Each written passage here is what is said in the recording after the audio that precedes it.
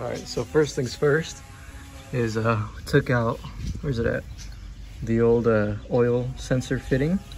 That had the mechanical one, and now we put in an electrical one. Have to tighten it up right now. And then once all that's tightened up, we're gonna have to work on changing out the front sensor for the water temp, which is right there. We're gonna take the mechanical one out, put the electrical one in, but I have to get the right fittings because the thread doesn't match. And then once all that's done, we head back into the car and start doing all that stuff. All right, so I spent the last 2 hours of my life looking for a reduction fitting for a reduction fitting. So that's gonna be the temp sensor, and that's gonna replace the mechanical one we got up top right there. So I believe my calculations are right, and these are the right threads and stuff for the fittings. So hopefully that fits. If not, I'll figure something else out, but I'm gonna go ahead and move my blanket over to the other side and start working on it. All right, so we got the old one out with minimal spillage, and then the new sensors in with all the fittings and stuff. I mean, it threaded. I won't know if it leaks until I turn it on. I just don't want to over tighten that thing and, you know, fuck shit up. So I'm hoping that's good enough. I put a lot of Teflon on there, so it should really be snug. And then we'll see if we have any leaks. And then obviously once I wire everything up, I'll cut it like mocked up and make sure that the sensor actually sends, you know, whatever it needs to send to the gauges. So we'll get there. The water temp sensor, the oil temp or oil pressure sensor, and I had to cut all my zip ties that were holding my wires all nice and organized up there. So I gotta reorganize and zip tie everything again. I gotta take off this bezel, give me some extra space in there. But basically what I'm gonna do, I'm gonna be running, let's see, where's the sensor at? You barely see the sensor sticking out over there. But we're gonna run the sensor wires back into the firewall, and then from there I'm gonna kind of mock it up to the gauges and then check that they work. You know, I'm gonna let the car run, make sure the temperature goes up without the fitting leaking over there. Same thing with the oil. And then once that's good and I can confirm that there's no leaks or any issues, I'll go ahead and start reverse engineering this plug here and figure out which tabs are which signals and etc. You know, left turn signal, right turn signal, all that fun shit. So I'll go ahead and explain all that when I get to it. But for right now, we're taking off this shit and getting it ready for the new wires. So progress. So that's the water temperature gauge wire. We have an ignition hot wire. So basically when the key's the ignition, this will be 12 volts. We got our ground right here. It's a ground wire that I had on the old gauges. So I'm gonna reuse that one. This, I don't know what I'm gonna do with it yet. So basically I got the 3 core components: power, ground of the gauges here. And then we have the signal output or input going to the gauges. So I think that was the oil.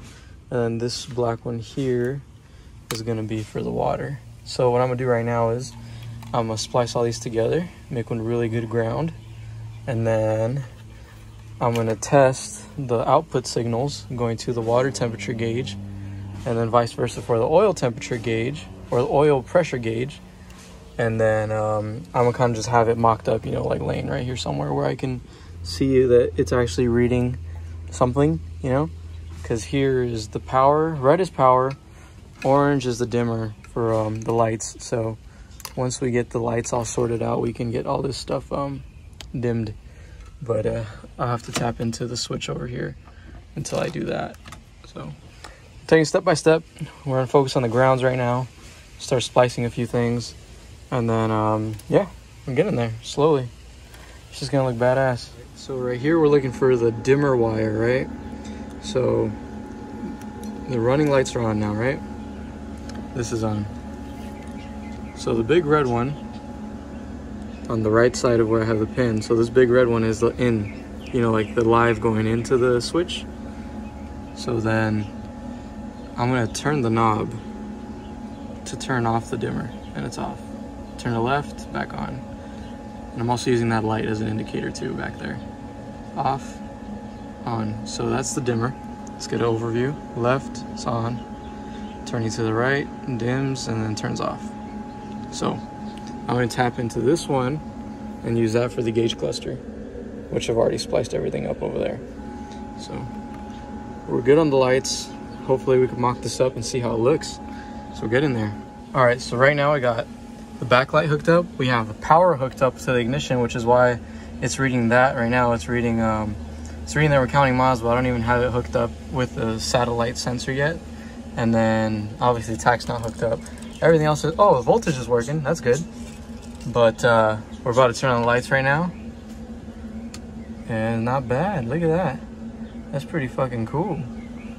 Oh yeah, I fuck with that. Nice. Nice. Got my little helper here. Yeah, you helping? No? No, you just want attention, huh? So I'm sorting out what fittings I'm gonna use. I'm gonna kind of color code them based off of that. But that's what that's looking. And I still have to make 2 holes for my turn signal lights that I'm gonna put. But for the most part, this is pretty much nice and cleaned out in there. I have 3 more wires to run for the tach and the oil temperature, or the oil pressure sending unit. And then one of these wires are gonna be for the fuel sending unit. And then the other 2 are gonna be for left and right turn signals. And then this one I think is just an indicator light, so I might just leave it hanging down so I have extra blue lights. But yeah, it's pretty much where we're at. So we're getting there, It's a little messy, but I know exactly where everything goes. So basically what I'm doing is I'm gonna figure out which one's the power source, right, from the plug, which it happens to be this one at the corner, right? That's power going into the gauge cluster. So I can turn that off. Now, what that means is that we got power going in here, right? Now that's power to the fuel sending, or the fuel gauge, right? Because the gauges need power. So you got power in, right? Same thing that happens here.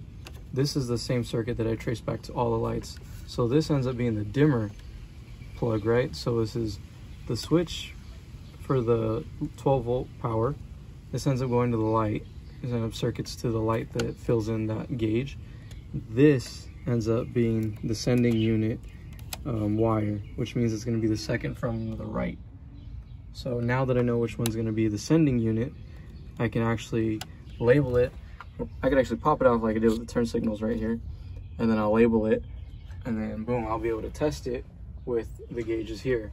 But pretty much that's how I've been going back. You basically just trace the circuit board all the way around and figure out which terminals are doing what to the gauge cluster, you know? So that's pretty much it. All right, so we got oil pressure, temp, a little bit above 100. Obviously, I don't know about miles per hour. My RPM is not, I'm not getting any feedback there, but I am getting voltage and the fuel level, which seems to be accurate because the last time I drove it, I had a little less than half a tank. So that seems about right. I'm gonna have to look into why I'm not getting any signal output to the RPM gauge. We'll see there. I'll double check some of the hoses right now.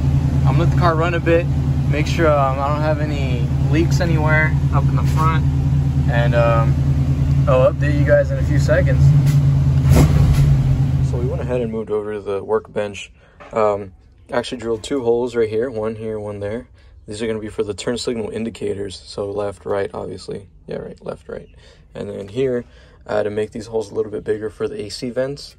And then I'm making the AC knobs. Unfortunately, I couldn't make it symmetrical because my knob switches, like the harness from the actual like AC kit is too short. So like my old one, it was shifted over. So this is about as far as I could get them to be without having to, you know, basically fuck shit up. So that's pretty much it there. Right now I'm taking a little bit of sandpaper and I'm cleaning out the little edges here, making sure there isn't any ridges. Doesn't mess up the threads on the AC vents. Same thing that goes here. And then these I have to make just a tad bit bigger. I'm gonna use the drill step, the little tree looking thing. I'm gonna make that just one size bigger, and I'll be able to get the switches back in there.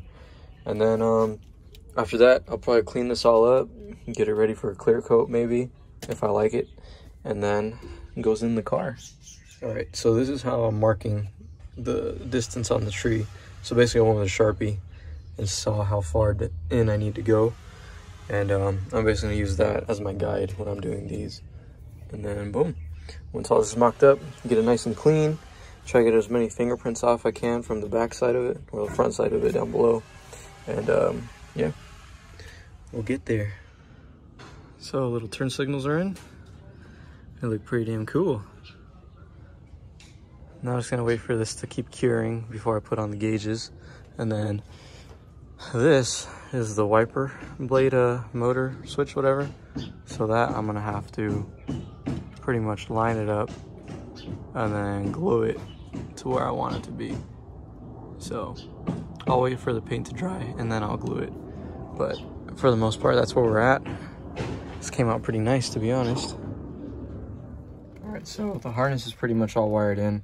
All these plugs are in here. Let's see if we get it. There we go. So we got water, oil, speedo, tack, and then voltage and fuel. All right, so did that. Then we also loosened up the steering column so I get more space when I go ahead and put in the gauge cluster. Took off the knob from the light switch. I disconnected the wiper motor thing too, as you guys previously saw, because I have to glue it to the cluster itself. But it's pretty much all set to go. This is going to be the ground for the turn signals, and then these are the AC vent knobs. So after all that's set and done, we can go ahead and kind of mock it all up again, pop it in there and see how it all looks. But for the most part, we're getting there. Technique I use to get a nice little textured finish. So I'm using gloss black. So earlier it was too glossy and I didn't like it because you could see everything, all the little imperfections. But spray from far away, like about this, you end up getting a nice little textured finish to whatever you're spraying. Now it all depends on, you know, what brand you're using, what type of paint you're using, because, you know, you could use a different brand and this nozzle might be a little different. It might shoot out more paint, you know, like at a time. So you might have to go a little further back, or it might be the other way. You might get a little closer just to get that effect. But for the most part, we're looking pretty good. Pretty good, pretty good. So I'm gonna let that sit and then I'll come right back to you guys. All right, so here's where we left off yesterday. I went ahead and repainted this, but I did it like at a certain distance as seen in the previous clip. Just get that grain texture to it, so it's not so reflective and glossy. I think it'll really contrast with the gauges themselves. So in addition to that, everything else is already wired up. The harness is pretty much set and all set to go.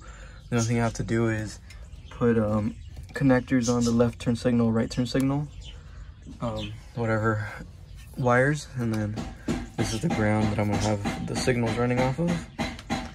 And then once I'm done splicing all that, I'm gonna assemble the gauges on here and put the turn signal lights in, AC vents, buttons. I'm gonna have to glue the wiper motor thing on here too. So while that all dries, I'll probably get all this mocked up and ready to go in terms of finding the right screws that I can get to line up and everything. And we'll go from there.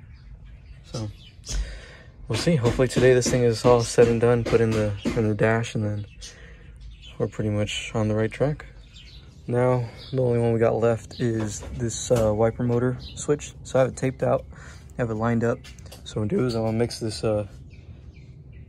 quick weld or whatever, basically JB weld, and then I'm gonna tap it in there, get it on 4 corners, and get it nice and sturdy. And I'm gonna leave the tape on there, as I'm assuming it's gonna take quite a while to dry. It says 6 minutes, but this is what I used on the side fenders, so it ended up taking more than 6 minutes. So like I said, I'm just gonna leave it taped to hold it in place, but we're basically gonna get that all set up too. All right, so pretty much this is how we're gonna end the video.